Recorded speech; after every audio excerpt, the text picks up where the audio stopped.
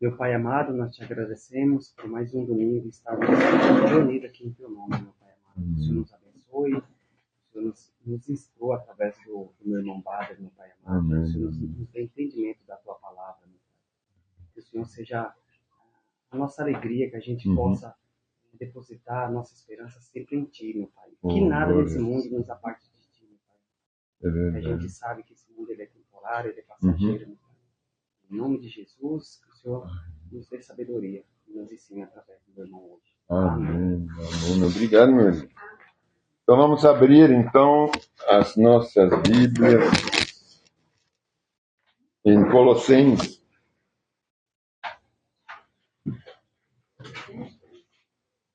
Quero rever mais uma vez, acho que certamente a gente já pregou Colossenses, mas deixa eu ver o que o Senhor tem de novo para nós através desse livro, dessa carta de Colossenses.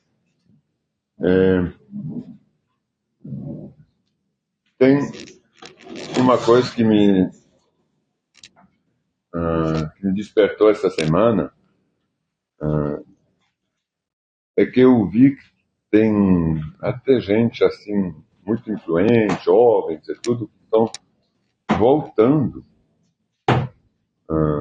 Bom, não tem muitos exemplos, mas tem. Como são pessoas influentes da internet, eu não vou citar nome, mas eu sei que eles têm uma grande influência. Isso, infelizmente, pode desviar algumas pessoas da verdade, né? Por quê? Porque a gente está reparando que a igreja... Encontrando? Não tem... não tem outro. Né? É Colossenses, capítulo 1, a gente vai pegar a partir do versículo 15. Capítulo 1, 15. Então, eu estava comentando que tem jovens até que estão voltando do verdadeiro cristianismo, do evangelho, para o catolicismo. O catolicismo não é cristianismo, ou é cristianismo ou é catolicismo, não é? A doutrina é católica. No cristianismo, a doutrina é cristã. Isso é bem diferente. Então, a gente não pode falar que é tudo farinha do mesmo saco, é tudo igual. Não. O católico é tipo uma seita, porque tem um outro livro que dá as ordens antes da Bíblia. Quem tem alguma doutrina que vem antes da Bíblia, que tem que seguir a doutrina e não a Bíblia, então é seita. A doutrina católica, ela prevalece quando você olha em relação à Bíblia. Muitas outras doutrinas, que são Mormons, Jeová, tudo prevalece em relação à palavra de Deus. Então, não pode ter outra coisa antes da Bíblia. A Bíblia é a coisa suprema. Depois, a gente pode fazer teses, teologias, mas todas as teologias também, seja batista, sei lá de quê, a prova é que tem várias doutrinas teológicas também. Então, tudo isso não tem grande validade quando a gente sai da realidade bíblica. Então, quando eu vi que tinha gente que voltava da doutrina cristã para a doutrina católica, eu falei, mas, rapaz, tem coisa errada. Aí eu me coloquei na frente de Deus, né? Eu teve um coração de pregar Colossenses. Tem umas coisas aqui que a gente vai ver que são muito, muito interessantes, que talvez a gente não viu das outras vezes que a gente abordou essa carta, essa epístola de Paulo aos Colossenses. Primeiramente, em relação à doutrina católica, eu queria só chamar a atenção que a Maria, que é a imagem principal, né, da doutrina católica, ela se tornou Mãe de Deus, foi estabelecida Mãe de Deus e Nossa Senhora depois do Concílio Católico de Éfeso, em 431. Então, realmente, não é uma coisa que vem lá dos cristãos de Paulo, de Pedro, que eles falam que é o pai da igreja, né? Sobre Pedro seria construída a igreja cristã. É uma coisa que veio quase 400 anos depois. Quase 500 anos, porque teve os 30 anos de vida de Cristo. Então, em 431, eles decidiram que a Maria seria, então, chamado a Mãe de Deus, a Nossa Senhora. Ela virou uma imagem, um ícone católico. Aí, mas isso para quase destituir Jesus, hein? Porque Jesus é filho de Deus. A Maria não é mãe de Deus, ela é mãe de Jesus. Só que Jesus é filho não de José, ele é filho de Deus. José não teve nada a ver com a Maria naquela época, entendeu? Então, a Maria ela é filha de homens, uma mulher comum com um homem mortal, normal. Jesus não. Então, obviamente, não pode ser Maria vista como mãe de Deus. É como sendo patriarca.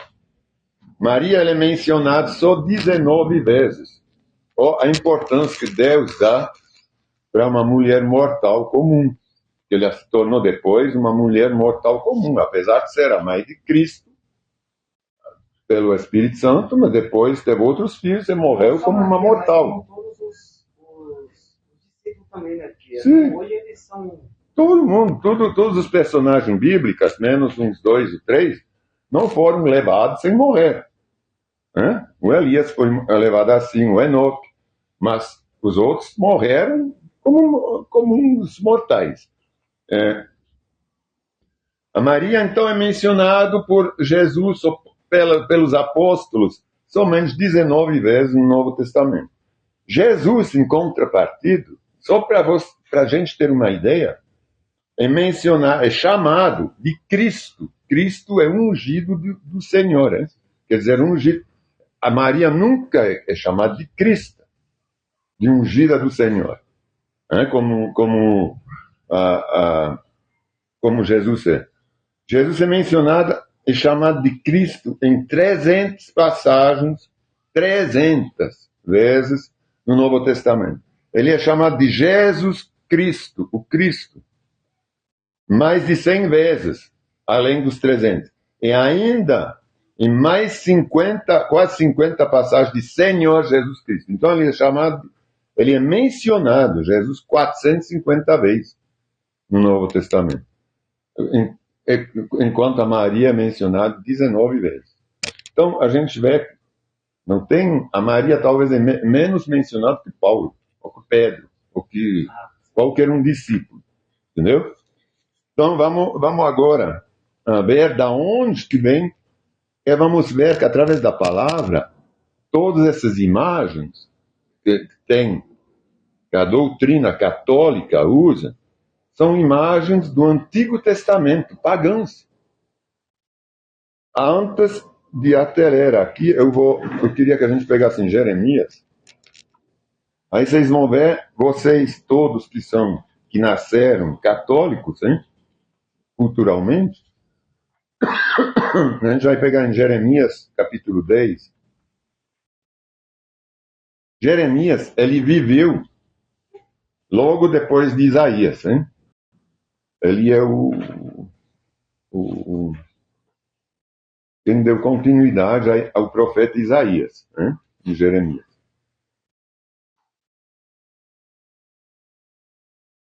Então, ele viveu mais ou menos em 650 a.C. 600. Jeremias o quê, não? Capítulo 10. Os versículos 8 a 10. E vocês vão me dizer se isso não vos lembra alguma coisa que vocês já viram e que a gente não vê em certas doutrinas. Eu vou ler. Jeremias,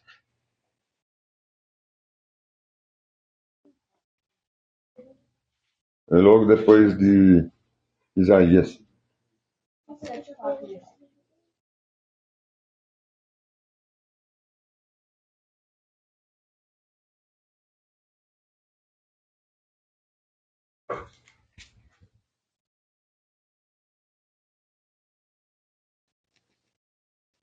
Então, Jeremias capítulo 10, versículo 8.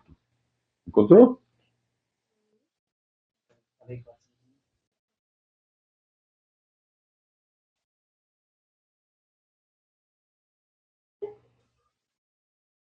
A minha Bíblia tem outro número de página.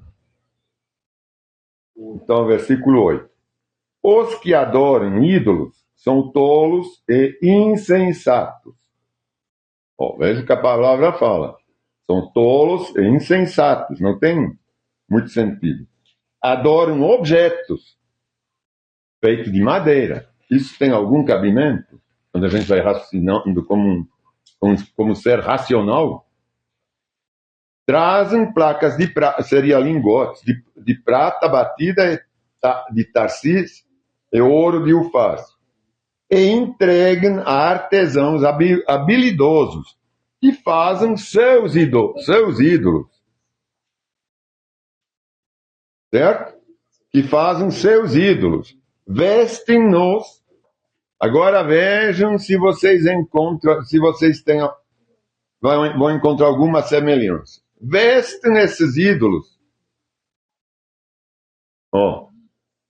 Vestem seus ídolos com mantos azuis e roxos.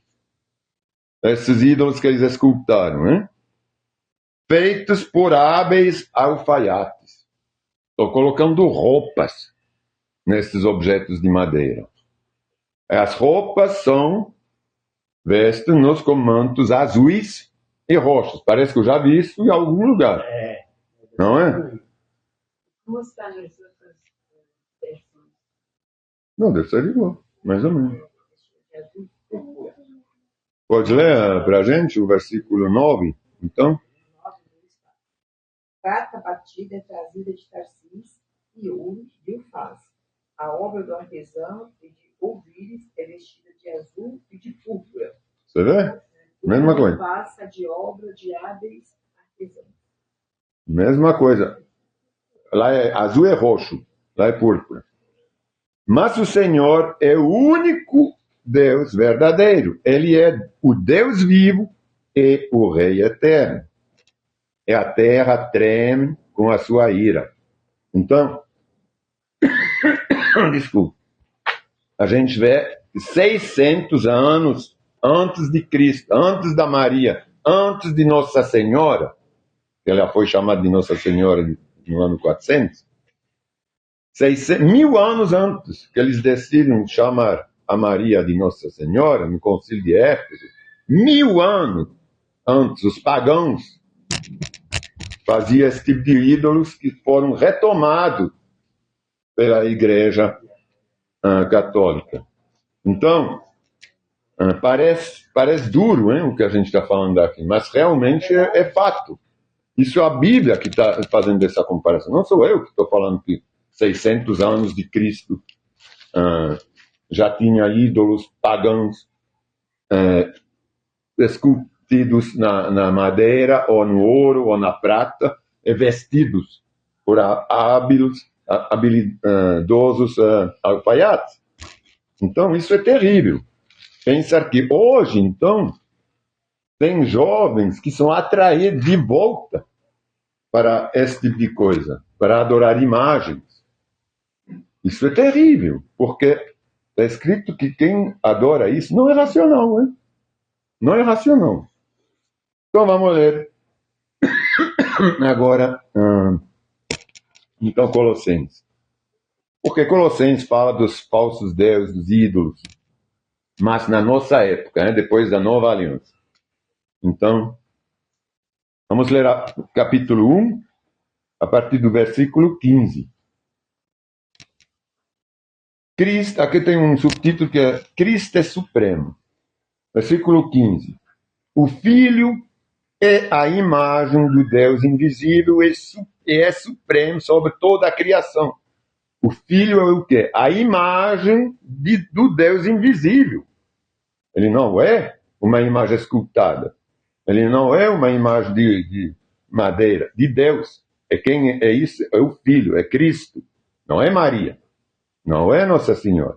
É o Filho, é a imagem de Deus invisível, é supremo sobre toda a criação. Pois por meio dele todas as coisas foram criadas. Não é um ídolo de madeira esculpado que pode fazer, que criou alguma coisa. Não, ele foi criado por mãos de homem. Então não tem nada a ver. Por meio dele todas as coisas foram criadas, tanto no céu como na terra. Todas as coisas, tudo que podemos ver, e as que não podemos ver, que são espirituais, hein? Como os tronos, os reinos, os governantes, as autoridades do mundo invisível, dos céus, certo? Tudo, do mundo invisível, né? Que seja do reino de Deus ou do reino de Satanás. Né? Porque está escrito reinos, no plural, tronos, no plural. Tudo foi criado por meio dele e para ele. Então não foi a mãe de Deus que criou isso. Hein? Foi criado por Cristo, que está na imagem de Deus, é que estava junto na criação. Ele existia antes de todas as coisas. Óbvio, se ele as criou, ele tinha que existir antes. Hein? Então não poderia ter sido esculpido. Hein? Uhum. E mantém tudo em harmonia. Desculpa. Ele é a cabeça do corpo. De qual corpo? Do corpo de Cristo, né? Da igreja. Quem é a cabeça? O Filho de Deus. Não é nem uma imagem, nem um ser humano. Hein? É Cristo. Ele é a cabeça do corpo. Quem é o corpo? A igreja. A igreja como corpo, não como templo. Hein? Ele é o princípio, o primeiro, supremo sobre os que ressuscitam dos mortos. Ele comprovou, ele mostrou a todos nós que a gente vai ressuscitar com ele, junto. Por quê? Porque ele nos mostrou, ele ressuscitou em primeiro. Ele foi o primeiro a ressuscitar, não foi? Então ele mostrou. Portanto, ele é primeiro em tudo. Pois até na ressurreição ele é primeiro. Ele foi primeiro antes da criação do mundo. Ele é o supremo. Ele foi o primeiro também depois para a ressurreição. Pois foi do agrado do Pai que toda a plenitude habitasse no Filho. E, por meio dele, o Pai reconciliou consigo todas as coisas. O que quer dizer plenitude? Quando ele está escrito aqui, pois foi do agrado do Pai que toda a plenitude habitasse no Filho. A plenitude é tudo que Deus tem.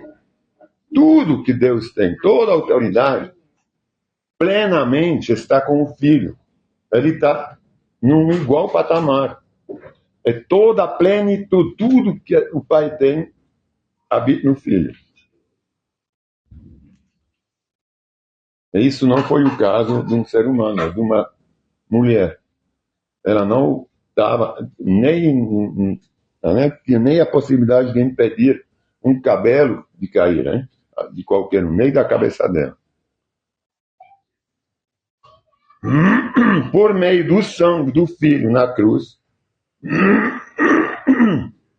a gente sabe que ele se sacrificou para a gente, o Pai, Deus, através de Jesus, do sangue dele na cruz, fez as pazes com todas as coisas, com todos nós, com todos os pecados do mundo, tanto no céu como na terra. Isso incluiu vocês, que antes estavam longe de Deus. Porque antes de ouvir agora essa palavra, vocês eram também nessa falsa doutrina. E vocês não ouviam isso. Vocês ouviam? Eles não falavam disso. Eles falavam primeiramente da doutrina sectária deles, entendeu? Seja um, seja o outro, quando não é pregada a palavra, é pregada alguma coisa do coração, alguma lei humana, então não é do Senhor. Como ele fala. Isso incluiu vocês que antes estavam longe de Deus, pensando que estava perto, mas não estava. Eram seus inimigos,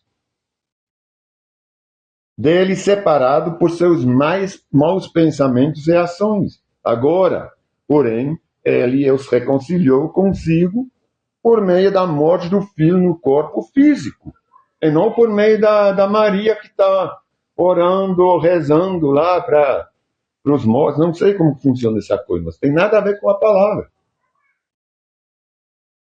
Como resultado, vocês podem se apresentar diante dele santos, sem culpa, livres de qualquer acusação. Antes não era assim. Agora Jesus endossou toda a culpa da gente, de todos vocês, de todos nós. Então a gente é livre de culpa. É preciso, porém, que continue a crer nessa verdade. Agora, como que tem gente que volta, que leram, que ouviram, que sentiram essa verdade e agora estão voltando da idolatria? Jovens. É preciso, porém, para que a gente seja livre de culpa, é preciso, porém, que continuem a crer nessa verdade e nela permaneçam firmes. Então não vamos se afastar dessa verdade, que é a palavra. Não se afastem da esperança que receberam quando ouviram as boas novas, que é o Evangelho, né? Jesus falando, que foram anunciados em todo o mundo, que eu, Paulo, fui designado servo para proclamar, e que todos nós somos designados hoje a proclamar as boas novas, o Evangelho, né? O Senhor. Alegro-me, Paulo falando, quando sofro por vocês, em meu corpo, pois participo dos sofrimentos de Cristo, que continue em favor do seu corpo, que é a igreja, hein? Que continue em favor do corpo, que é a igreja. Deus me deu a responsabilidade de servir seu povo, anunciando-lhe sua mensagem completa. Eu também me alegro de poder ler e anunciar essa mensagem completa, tal que ela está, mas é verdade. Não estou anunciando uma falsa doutrina. Isso aqui é tão fantástico, poder falar a mensagem completa e não esconder, tal, não, deixa eles crer. Não, deixa eles crer, respeito, mas não respeito o que eles creem. A gente respeita as pessoas. A gente tem a esperança que elas estejam salvas, e que elas tenham a oportunidade de ouvir a mensagem completa, e não só em parte, que interessa a eles, mas completa. Essa mensagem, versículo 26, essa mensagem foi mantida em segredo por séculos e gerações. Isso foi escrito há quase 2000 anos, há 2000 anos, vai? Praticamente, hein? 2000 anos, há 1980 anos. Que essa mensagem ela foi mantida secreta. Por quê? O segredo foi revelado junto a Cristo. Cristo que veio para revelar os segredos do reino de Deus. Por quê? Porque junto a Cristo, depois que ele voltou para o céu, ele mandou o seu Espírito Santo. Esse é o Espírito Santo, é nosso conselheiro, a cada um. Então, a cada um ele revela os segredos do reino. Ela foi mantida secreta até a nossa geração. A geração da graça, a dispensação da graça. Vou reler o 26. Essa mensagem foi mantida em segredo por séculos e gerações, mas agora foi revelada ao seu povo santo, pois Deus queria que eles soubessem que as riquezas gloriosas desse segredo também são para vocês, os gentios, que são os também católicos, mormons, etc. E o segredo é este: Cristo está em você, o que lhe dá a confiante esperança de participar da sua glória através do Espírito Santo, que revela esse segredo. Esse segredo é que dá a convicção da nossa salvação a cada um. Portanto, proclamamos a Cristo, advertindo a todos e ensinando a cada um com toda a sabedoria da palavra, para apresentá-los maduros em Cristo, adultos, né? Seria melhor falar que maduros, às vezes maduro, mas adultos, como ele dá o exemplo, às vezes, que a gente não vai ser apresentado como crianças, tomando leite, mas adulto, já sabendo e conhecendo com os segredos revelados para cada um de nós.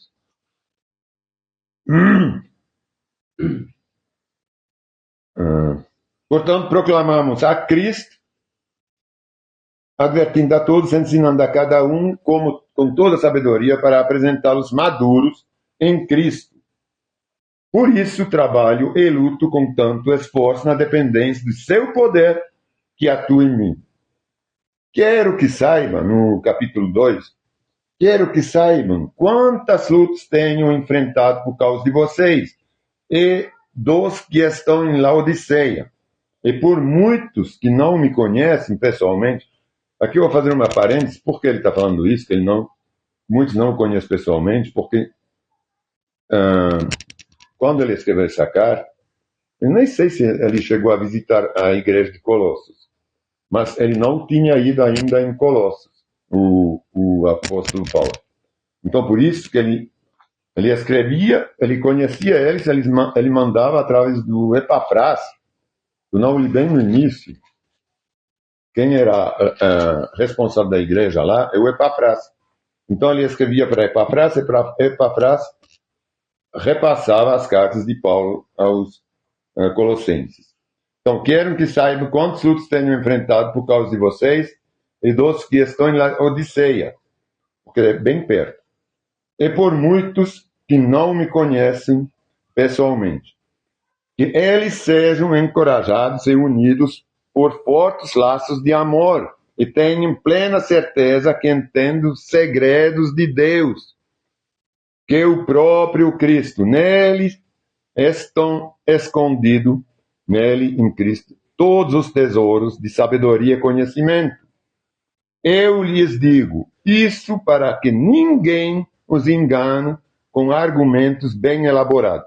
O que acontece hoje? A gente tem que repetir essas coisas. A gente tem o Espírito Santo. A gente tem que ser convencido que a gente tem a verdade conosco. Que a gente tem a mensagem completa. Que a gente tem os segredos revelados. Os outros não têm. Podem perguntar para esses outros se eles conhecem os segredos. Ah, sim, exatamente. É um grande problema. Eles não têm. Eles não têm. Aí ele fala assim, né? Eu vou reler. Eu lhes digo isso para que ninguém os engane com argumentos bem elaborados. E hoje os argumentos são muito bem elaborados. Eles estão procurando umas provas de coisas que não existem. Eu estou falando, refalando, falando de novo, até o pessoal acreditar. Pois embora eu esteja longe, meu coração está com vocês. E eu me alegro de que estejam vivendo como devem e de que a sua fé em Cristo seja forte. E agora, versículo 6. E agora, assim como aceitaram Cristo Jesus como Senhor, continuam a segui-lo. Aprofundam nele suas raízes e sobre ele edificam sua vida. Não há outra coisa que a gente tem que pensar. É só Jesus. É sobre ele, sobre os mandamentos dele, sobre os conselhos dele, que a gente tem que edificar a nossa vida. Não há nada que possa nos... Não há coisas bem elaboradas. Ah, não, porque lá tem amor. Você tem que amar isso, tem que amar aquele. Se vocês não amam, vocês não são de Cristo. Não é verdade. A gente não pode amar o pecado. A gente não pode ser libertário. É amor, aceitar o libertinar, todas essas coisas. Não é de Cristo. Só que são coisas que são tanto repetidas em todas as classes da sociedade que a gente está pensando, não, é mesmo. É mesmo. Não é assim, não. É sobre o Senhor Jesus Cristo que a gente tem que nos edificar. A gente tem que edificar a nossa vida.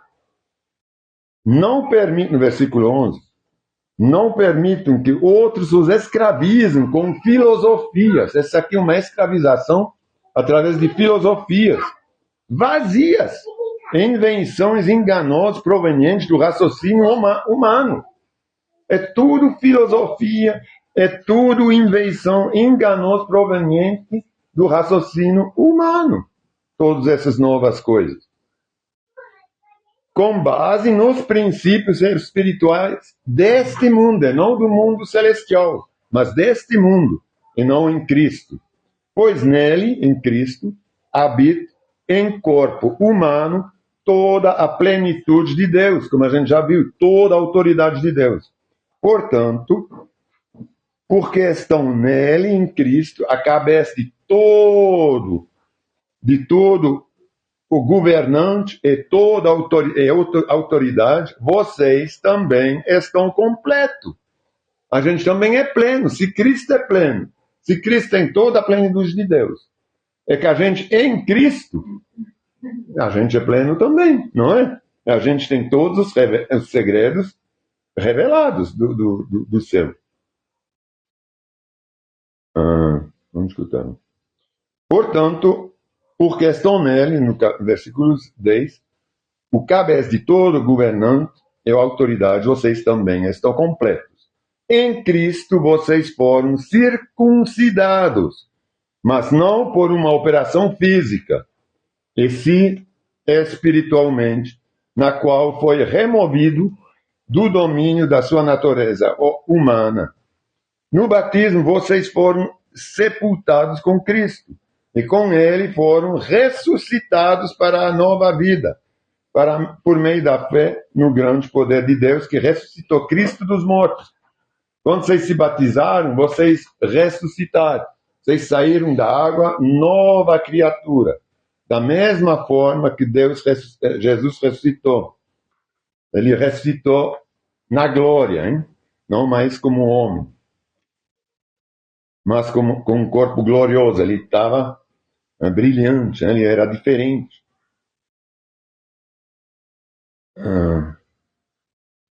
Vocês estavam mortos por causa dos seus pecados e da incircuncisão da sua natureza humana. Então Deus lhes deu vida com Cristo, pois perdoou todos os nossos pecados. Ele cancelou o registro de acusações contra nós, removendo-o e pregando-o na cruz. Imagina um cartório, um registro. E lá está escrito quando você nasce, hein? A gente tem, todo mundo tem um certificado de nascimento, como se fala? Certidão de nascimento, hein? E no certidão de nascimento, está lá no cartório, está escrito lá que a gente é pecador.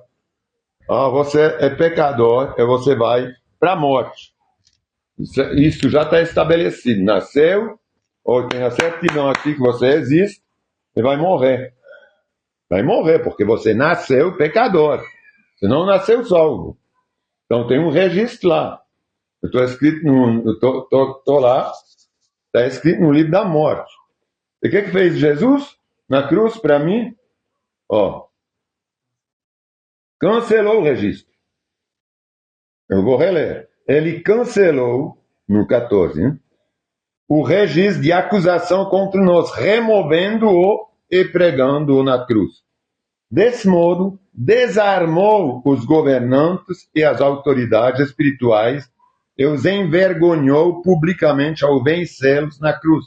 Esses governantes são os espirituais de Satanás, hein? Das trevas. Ele desarmou a nossa morte e as autoridades. E os envergonhou publicamente na cruz. Mostrou para todo mundo, você vê, eu venci a morte. Eu venci Satanás. Eles foram envergonhados. Portanto, não deixem que ninguém os condene pelo que comem, pelo que bebem, pelo que fazem, pelo que não fazem.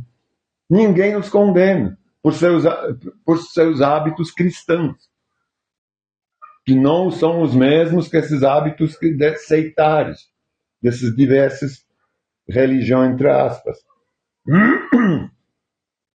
Portanto, não deixe que ninguém nos condene pelo que comem ou bebem, ou por não celebraram certos dias santos, as cerimônias de lua nova ou os sábados. Né? Essas aqui eram cerimônias judaicas. Hein?